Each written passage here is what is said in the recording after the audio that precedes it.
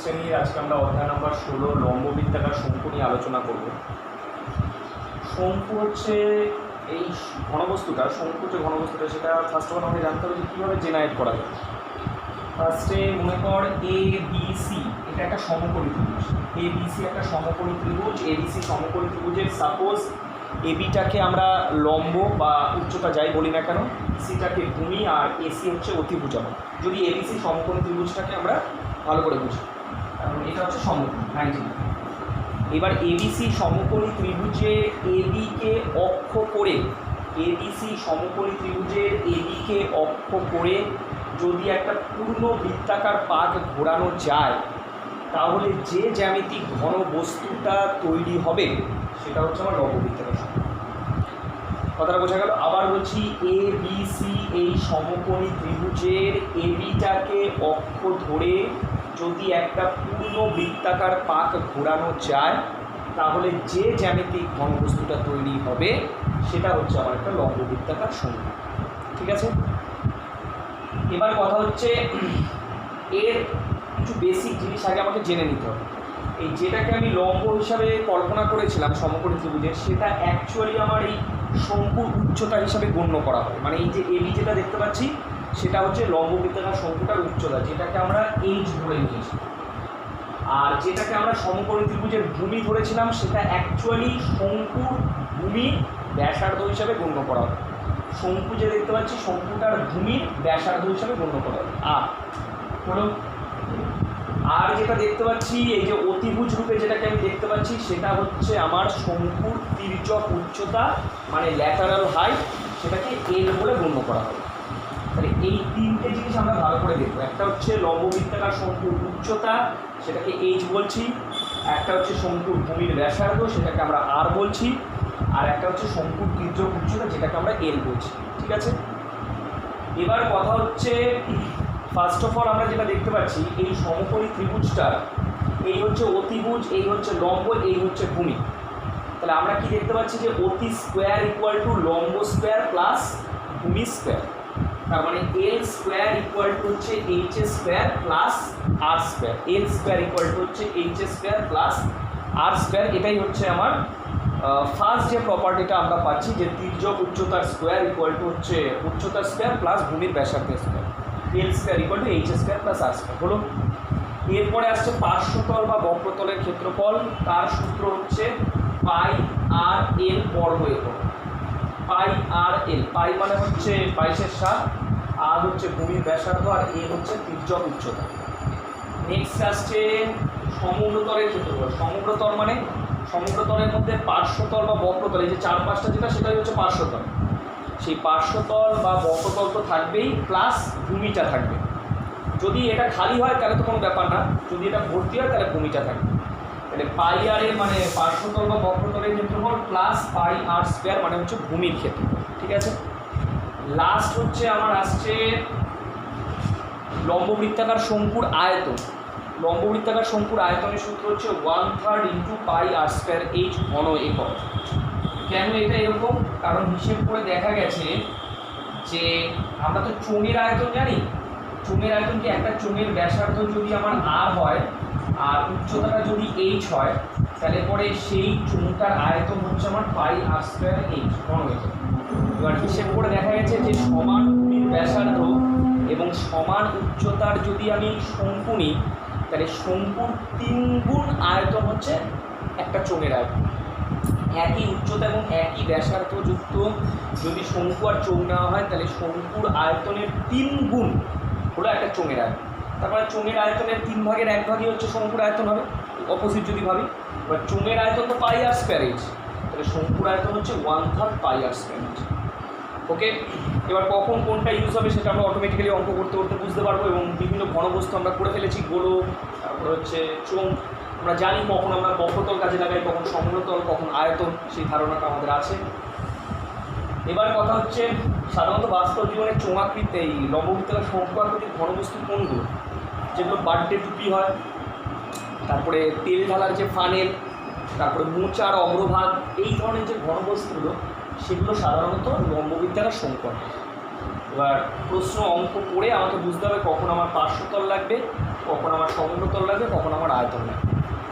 আর এই যে ফর্মুলাটা দেখতে পাচ্ছি আমরা L square equal to H square plus R square, সেটা আমরা তখনই ইউজ করবো এই তিনটের মধ্যে যে কোনো দুটো রাশি জানা থাকবে, একটা বের করতে হবে, তখন আমরা এই প্রপার্টিটা ইউজ করব।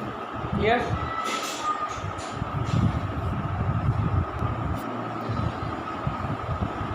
কোশ্চেন নাম্বার 3, আমিনা একটি সমকোণী ত্রিভুজ অঙ্কন করেছে যার সমকোণ সংলগ্ন বাহু দুটির দৈর্ঘ্য 15 সেমি ও 20 সেমি। 15 সেমি দীর্ঘ বাহুটিকে অক্ষ ধরে ত্রিভুজটিকে একবার পূর্ণ আবর্তন করলে যে ঘনবস্তু তৈরি হয় তার পার্শ্বতলের ক্ষেত্রফল, সমগ্রতলের ক্ষেত্রফল এবং আয়তন নির্ণয় করে।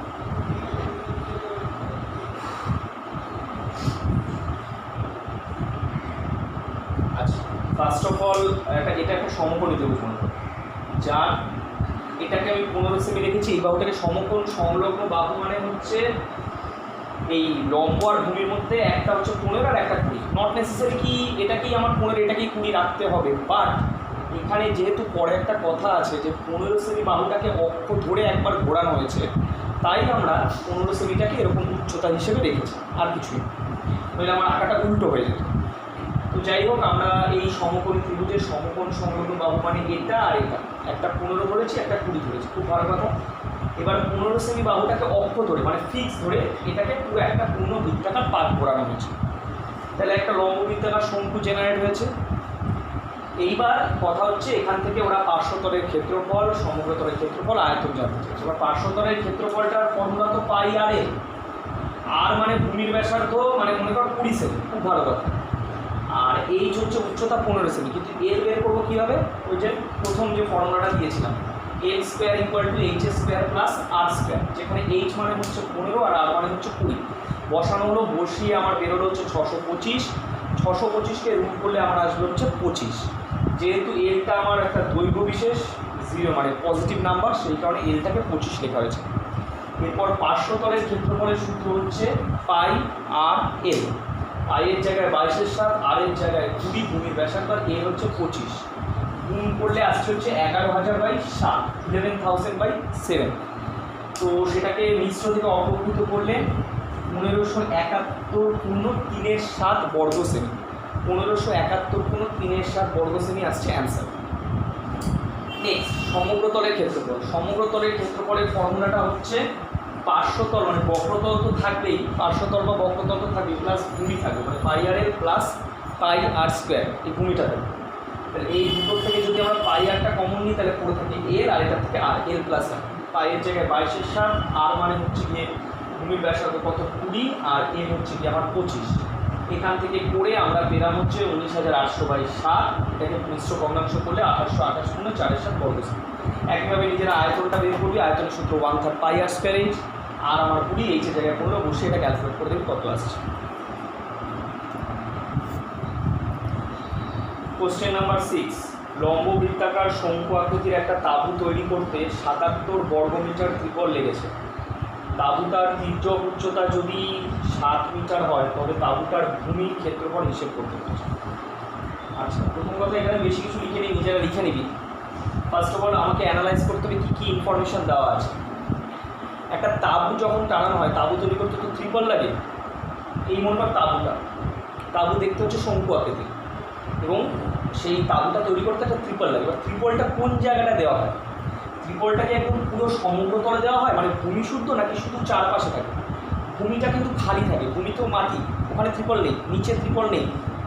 ত্রিপলটা কোথায় রয়েছে? চারপাশটায় মানে পার্শ্বতলটায় রয়েছে।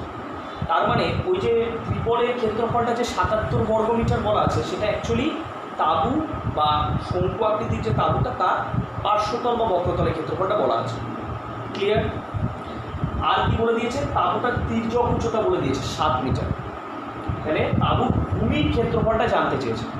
এবার সাধারণত তাঁবুর ভূমি বা শঙ্কুর ভূমি তো দেখতে বৃত্তাকার, তাহলে তার ক্ষেত্রফল মানে হচ্ছে পাই আর স্কোয়ার, যেখানে আর বলতে এই ভূমির ব্যাসার্ধ। তাহলে আমাকে ব্যাসার্ধটাকে ধরে নিতে হবে, যে ব্যাসার্ধটাকে আমরা ভূমির ব্যাসার্ধ ধরে নেবো আর মিটার, না লিখে নিবি ধরি তাঁবুর ভূমির ব্যাসার্ধ আর মিটার। তির্যক উচ্চতা ব্র্যাকেটে এল সমান 7 মিটার লিখে নিবি, এলটা হচ্ছে 7 মিটার। সুতরাং তাঁবুর ক্ষেত্রফল মানে তাঁবুর ক্ষেত্রফল মিনস এখানে ইনডাইরেক্টলি পার্শ্বতলের ক্ষেত্রফলটা বলা আছে, কারণ তাঁবু ভূমিতে থাকে না। তো সেই কারণে পাই আর এল লিখেছি এখানে, পাই আর এল সমান সমান হচ্ছে 77। পাইয়ের জায়গায় 22/7, 8টা আমরা আরই রাখলাম, এলের জায়গায় 7 বসালাম, কিন্তু ইকুয়াল হচ্ছে 77। উভয় পক্ষে 11 দিয়ে কাটলে 22কে 11 দিয়ে কাটলে 2, 77কে 11 দিয়ে কাটলে হচ্ছে 7। এই 7 কেটে গেল, তাহলে আর ইকুয়াল টু হচ্ছে কোণাকুণি করে দিলে 7/2। এটা হচ্ছে আমার আর 7/2 হলো। এবার আসছি তাঁবুর ভূমির ক্ষেত্রফলে। তাঁবুর ভূমিটা দেখতে কীরকম আকৃতি? বৃত্তাকৃতির।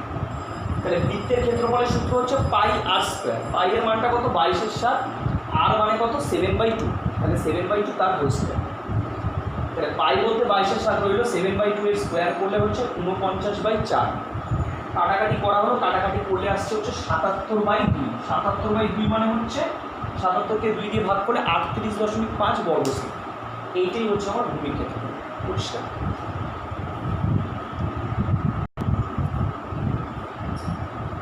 কোশ্চেন নাম্বার 8, নিরেট শঙ্কু আকৃতির একটা কাঠের খেলনার ভূমির ব্যাস 10 সেমি।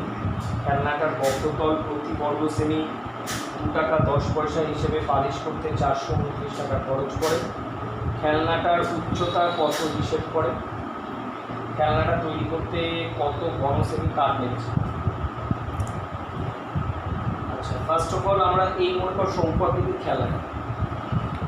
খেলনাটার ভূমির ব্যাসার্ধ বলা আছে 5 সেমি, ঠিক আছে।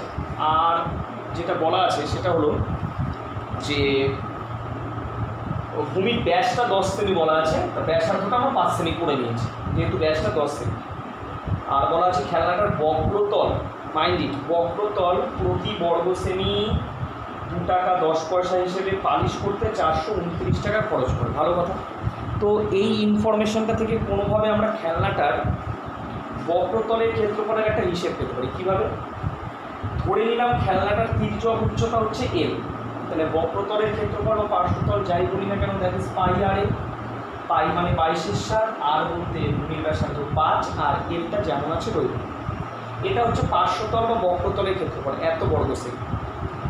এবার প্রতি বর্গ সেমি কত টাকা খরচ হয়? 2 টাকা 10 পয়সা। প্রতি বর্গ সেমিতে খরচ হচ্ছে 2 টাকা 10 পয়সা। তার 1 বর্গ সেমিতে যদি 2 টাকা 10 পয়সা খরচ হয় পালিশ করতে, তাহলে এত বর্গ সেমি পালিশ করতে মোট খরচ কত হবে? এটার সাথে 2 টাকা 10 গুণ করে দিতে হবে। তার মানে পুরোটা পালিশ করতে, পুরোটা বলতে কিন্তু পার্শ্বতলটা পালিশ করতে মোট খরচ হচ্ছে আমার এই টাকা। এবার এই খরচটা প্রশ্নে আমাকে দিয়ে দিয়েছে 429 টাকা। তার মানে প্রশ্ন অনুসারে এটা সমান 429।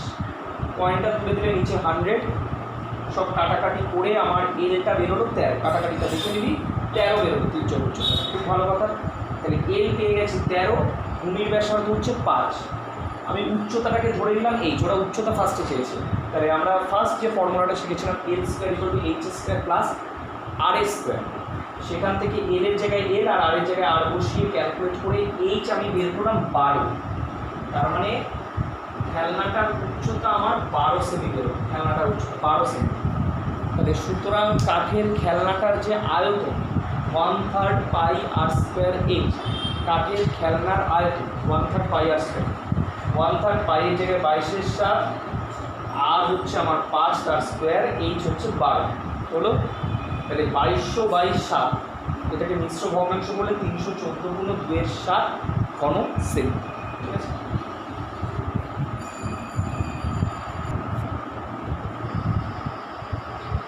কোশ্চেন নাম্বার 10, লম্ব বৃত্তাকার শঙ্কু আকৃতির একটা তাঁবুতে 11 জন লোক থাকতে পারে। প্রত্যেক লোকের জন্য ভূমিতে 4 বর্গমিটার জায়গা লাগে এবং 20 ঘনমিটার বাতাসের প্রয়োজন। ঠিক এই 11 জন লোকের জন্য নির্মিত তাঁবুর উচ্চতা নির্ণয় করো। তাহলে আমি ধরে নিলাম তাঁবুর ব্যাসার্ধটা হচ্ছে 8 মিটার আর তাঁবুর উচ্চতাটা হচ্ছে 8 মিটার। এবার কথা হচ্ছে তাঁবুর যে ভূমি, এটা হচ্ছে তাঁবুর ভূমি। এই পুরো ভূমির ক্ষেত্রফলটা আমি কী করে বের করব? প্রশ্নে একটা ইনফরমেশন দেওয়া আছে যে তাঁবুতে 11 জন লোক আছে, এবং আমি ধরে নিলাম 11 জন লোক তো তাঁবুর গায়ে গায়ে আটকে নেই, তারা ভূমিতে বসে আছে, ঠিক আছে, তাঁবুর ভেতর। এবার এক একজন লোকের জন্য 4 বর্গমিটার করে জায়গা লাগে, এক একজন লোকের জন্য 4 বর্গমিটার। আর কতজন লোক আছে? তাবুতে টোটাল 11 জন লোক আছে। তাহলে এক একটা লোকের জন্য যদি ভূমিতে 4 বর্গমিটার করে জায়গা লাগে, তাহলে টোটাল ভূমির ক্ষেত্রফলটা কত হয়? 11 × 4 44 বর্গমিটার। যদিও এগুলো অ্যাকুরেট তো নয়, কারণ এরকম ভাবাটাও বোকা বোকা যে একদম লোকগুলো গায়ে গায়ে গায়ে গায়ে লেগে বসে আছে। তো যাই হোক, ম্যাথমেটিক্যালি আর টেকনিক্যালির মধ্যে কিছু তো ডিফারেন্স একটু থেকে যাবে। যাই হোক, তো ওই অ্যাজাম্পশন আমরা ধরে নিলাম যে এক একজন লোকের জন্য যদি ভূমিতে 4 বর্গমিটার করে জায়গা লাগে এবং যদি টোটাল 11 জন লোক তাঁবুর ভেতরে থাকে, তাহলে 11 জন লোকের জন্য 4 11 44 বর্গমিটার জায়গা ভূমিতে লাগবে। এটা ভূমিরই ক্ষেত্রফল হবে, বিকজ কারণ লোকেরা তাঁবুর পার্শ্বতলে আটকে নেই, তারা ভূমিতে বসে আছে। হলো আরেকটা ইনফরমেশন দেওয়া আছে যে এক একজন লোকের জন্য কতটা বাতাস দরকার তাঁবুর ভেতর? 20 ঘনমিটার এক একজন লোকের জন্য, মানে এক একজন লোকের শ্বাস প্রশ্বাসের জন্য 20 ঘনমিটার। তাহলে তাঁবুর ভেতরে যেহেতু 11 জন লোক আছে, তাহলে 11 জন লোকের শ্বাস প্রশ্বাসের জন্য কত বাতাস দরকার? 220 ঘনমিটার। এই বাতাসটা কোথায় আছে? তাঁবুর ভেতরে আছে। এখন তাঁবুর ভেতরে কতটা বাতাসে ধরবে সেটা বের করতে যাওয়া মানে তাঁবুর আয়তনটা যতটা, তাঁবুর ভেতরের আয়তন যতটা, তাঁবুর ভেতরে তো ততটাই বাতাস ধরতে পারে। যেহেতু তাঁবুর ভেতরে 11 জন লোক ছিল এবং প্রত্যেকজনের জন্য 20 ঘনমিটার করে দরকার, তাই এটা 11 × 20 220 ঘনমিটার হচ্ছে তাঁবুর ভেতরের বাতাসটার আয়তন। তো তার মানে ইনডাইরেক্টলি এটা তাঁবুরই আয়তন। এবার আমাদের ফর্মুলা অনুযায়ী তাহলে ভূমি, যেহেতু ভূমির ক্ষেত্রফল মানে ভূমিটা তো বৃত্তাকার, তাহলে বৃত্তের ক্ষেত্রফল πr², তাহলে এটা হচ্ছে 1 নম্বর সমীকরণ, πr² = 44। 2 নম্বর বলা হচ্ছে যে তাঁবুর আয়তনটা = 220, মানে 1/3 πr² = 220, এটা হচ্ছে 2 নম্বর। হলো এবার যদি আমরা 2 ভাগ 1 করি, 2 ভাগ 1 করতে চাই, 1/3 πr² ভাগ πr² ইকুয়াল টু হচ্ছে 220/44। তাহলে πr² কেটে গেল, তাহলে বাজুকে পড়ে হচ্ছে h × 1/3 ইকুয়াল টু হচ্ছে 5। ঠিক আছে, তাহলে h × 1/3 ইকুয়াল টু যদি 5 হয়, তাহলে h ইকুয়াল টু হচ্ছে 15। ক্লিয়ার? তাহলে তাঁবুর ভেতরের উচ্চতাটা হচ্ছে 15 মিটার। ওকে,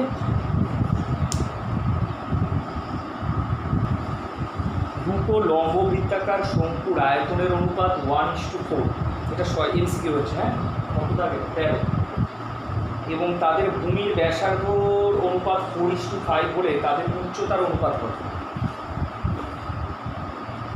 তো এখানে আমরা অ্যাজাম করে নিচ্ছি যে এখানে তো দুটো শঙ্কুর কথা বলা আছে, একটা শঙ্কুর ব্যাসার্ধকে r আর উচ্চতাকে h, আরেকটা শঙ্কুর ব্যাসার্ধকে r, উচ্চতাকে h বলা।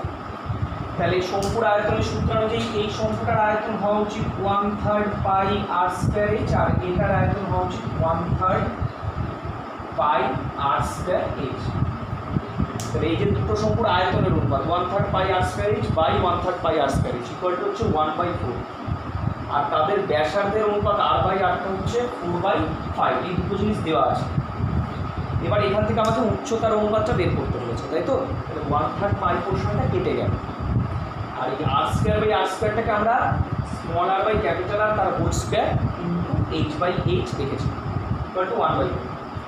এবার r/R মানে তো 4/5 তার স্কোয়ার, 4/5 স্কোয়ার মানে হচ্ছে 4 square 16, 5 square 25 into h/h equal to 1/4। যদি কোনাকুনি গুণ করে দিই 25 একে 25 আর 4 16 64, তাহলে h/h ইকুয়াল টু হচ্ছে 25/64। তার মানে উচ্চতার অনুপাত হচ্ছে 25:64। ক্লিয়ার? ওকে, ফাইন।